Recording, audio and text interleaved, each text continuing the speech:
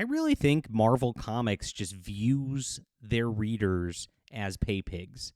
They don't respect their lore. They don't respect their universes. They don't even respect like the main characters like Spider-Man at this juncture, and they certainly don't respect fans. We've seen Tom Brevoort go on blogs being like, "We're never going to give you the Spider-Man marriage because we don't even care what you think." I mean, they make these rants all the time. This happened with the Spider-Man editor Nick Lowe, even at New York Comic Con last year. Just like almost had a riot erupting on him because they just refused to just put the characters in a direction that does honor to the characters and give the fans what they want. They keep trying to force things and force these like diversity clones and all that, and that's part of what's ruined comic books all the way around. Here's the thing. If every person has freaking spider powers, it's not special or interesting that Peter Parker has spider powers anymore. It just makes him another, just one of 50,000 billion spider people. And that's what they've done. They have Spider-Gwen. They have Black Spider-Man. They have Hispanic 2099 Spider-Man. They have the Spider-Verse, the crap that's going on.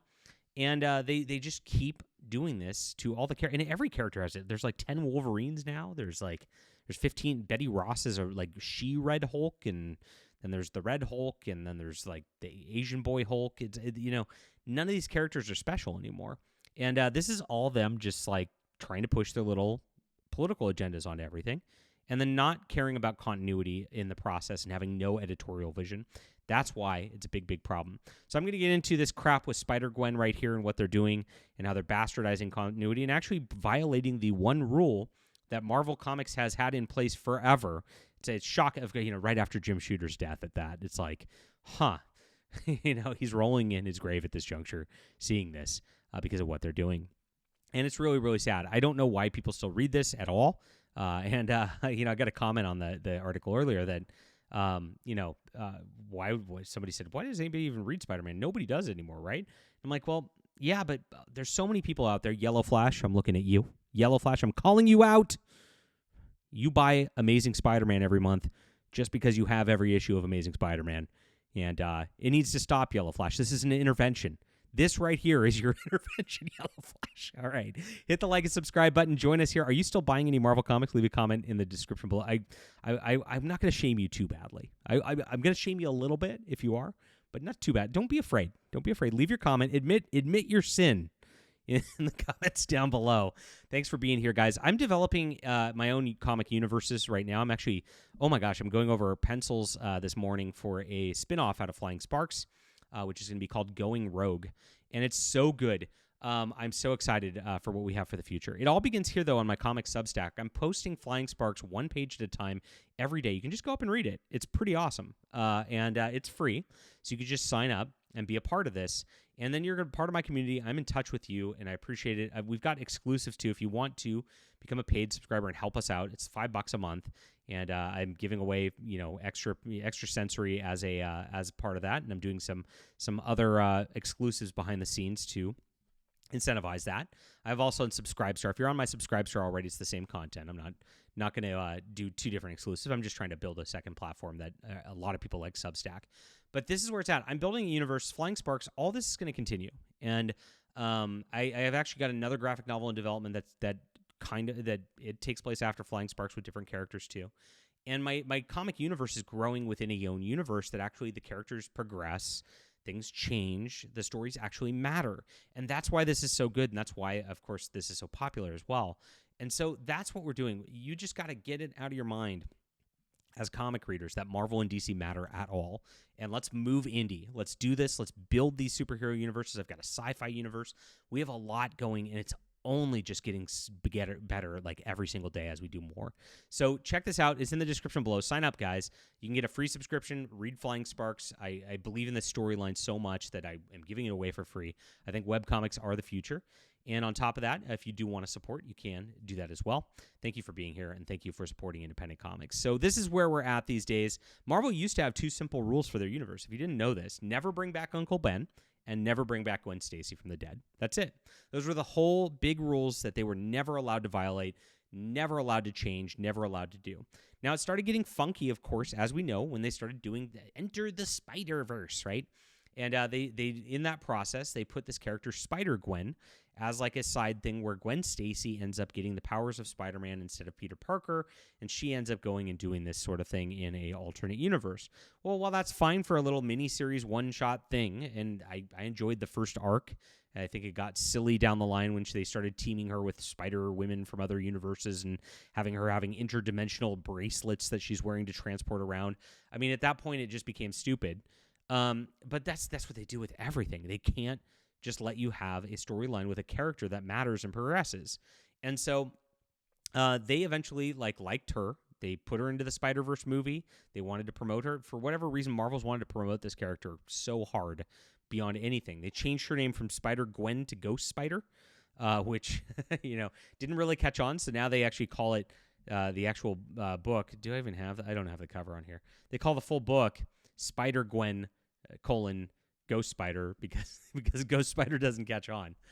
People only they think of her as Spider-Gwen because it is a knockoff character of Spider-Man, and they're never going to get rid of that. Miles Morales is never going to be the just normal Spider-Man. He's going to have to be Miles Morales Spider-Man because they aren't the real characters, and it's not something that the readers will ever care about.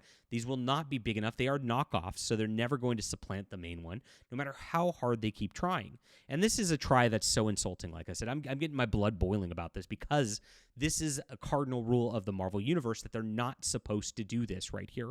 This is an insult to fans like I've never seen. Even the Paul and Mary Jane bullshit that they have going on in Amazing Spider-Man right now is less insulting than this. It really is. Oh gosh, it drives me crazy. They just hate the Spider-Man character and fans. So you get into it. Here's what they got, and this is what they do. Everyone else has gotten their ending now, and she's got her little cosmic cube pencil. What about us? And this is Gwen Stacy from the main universe. I think I want to change it up. How? She's talking to herself. I don't want to write the other ending. Here's the cosmic. It's time for something different.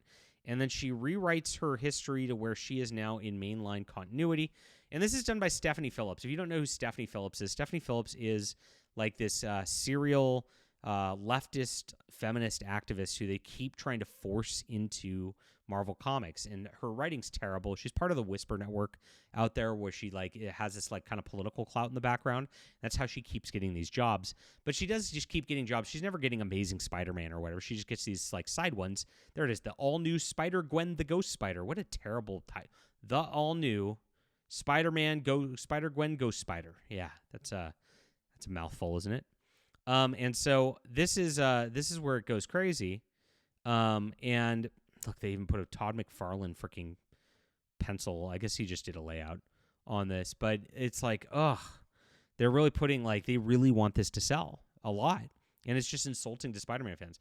Like I said, this lady is a person who they just does this kind of thing. This is what she's for. She likes to throw it in, and this is stupid too. A brand new symbiote named Tantrum. Okay, so you got Venom, you got Carnage, you got Toxin, Tantrum. I mean. Ooh, that inspires fear, right? Oh my gosh. It's all so lame. The Gwenom symbiote. Oh my gosh. It's just bad fan fiction all the way around, and it is just diminishing the characters the more they do. Honestly, if I took over Marvel Comics as editorial, I'd sweep all this away.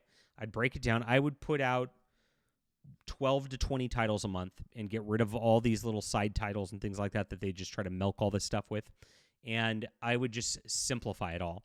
One, I would reset Amazing Spider-Man back to pre-One More Day, so we get rid of all that crap. That's very, very important.